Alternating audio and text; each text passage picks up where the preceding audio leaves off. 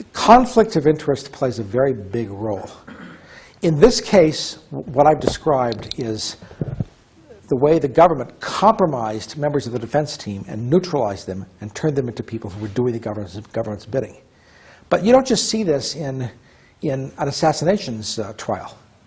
You see it in everyday life. You see it in presidential politics. Let me give you an example. Bill Clinton was compromised by the Monica Lewinsky scandal. The FBI was heavily involved in that process. They gave questions to the Paula Jones attorneys and told them what questions to ask. Once the information was funneled back to them, the scandal erupted. They even went so far, together with Starr's team, to ask Monica Lewinsky to wear a wire into the courthouse in an attempt to inveigle the President of the United States in a plot to obstruct justice in the investigation that they had just generated. You talk about a covert operation. That was a splendid example of a covert operation. Now, who was Ken Starr working for? He was a close associate of Jesse Helms, with links to the tobacco lobby and the military-industrial complex. What happened when the impeachment vote was about to take place? Bill Clinton, go back and look at the newspapers. You'll see a very interesting sequence. Right before the vote was taking place, Bill Clinton was on the verge, was heavily exposed to the media, saying, "We've got to think about really sending troops into Yugoslavia to stop this carnage." Right after the vote was taken and he survived, he paid off. He bombed Yugoslavia. What happened on the first day of the bombing? The Russian Duma rejected the START-2 treaty, which would have cut in half nuclear forces on both sides. And Jesse Helms's appetite for profits from Star Wars was alive and well, because no START-2, that equals Star Wars investments can be made. So you see the connection there?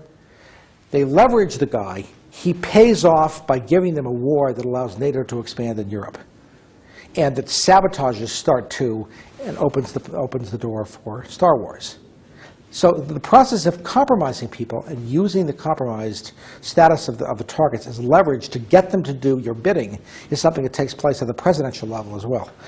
J. Edgar Hoover tried to leverage Jack Kennedy. He met with him and he said, "We know all about your affair with Judith Exner."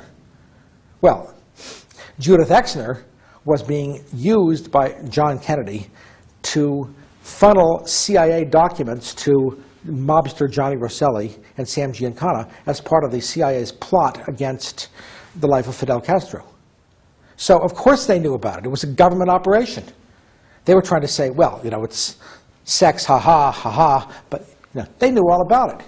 And so Kennedy was just enraged at this attempt to compromise him and leverage him. He blew up at them. He would have fired Hoover, but he couldn't. He wouldn't back down, so they killed him. But how did that take place? What happened? Kennedy originally was involved in the CIA's anti-Castro plots.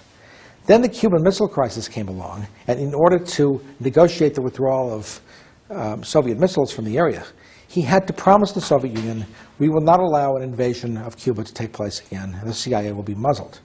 The CIA people were enraged at this because their whole agenda was to get rid of Castro. That's when the plot against Kennedy reached a boiling point. They then began to attempt to conduct a continuation of these covert CIA operations against Cuba. They had expeditionary forces that were taking off from the beaches of Florida and Louisiana. Kennedy tried to stop this. Ultimately, he instructed his brother, Robert, to instruct Hoover to arrest these rogue CIA operatives for violation of the Neutrality Act, and that is for conducting their own foreign policy. 6 weeks later, Jack Kennedy was killed in Dallas. So that's the dynamic that led to that assassination. It was all related to Cuba and Vietnam and the Cold War and the military-industrial complex and the money that comes from foreign investments, flight of capital, and the war profiteering. They wanted their money.